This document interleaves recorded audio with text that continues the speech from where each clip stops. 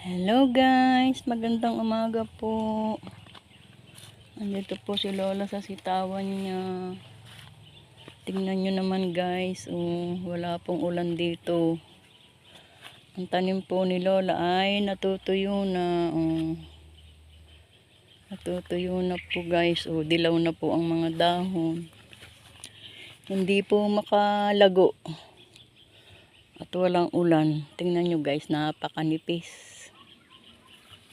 Ay, madali po ang buhay ng gulay pag ganito, hindi inuulan. Okay lang sana kahit kakapraso ang gulayan ni Lola. Kaya lang ay wala namang ulan guys, madilaw na. Madilaw na po hanggang itaas. Ayan po guys, madilaw na. Sana na may umulan.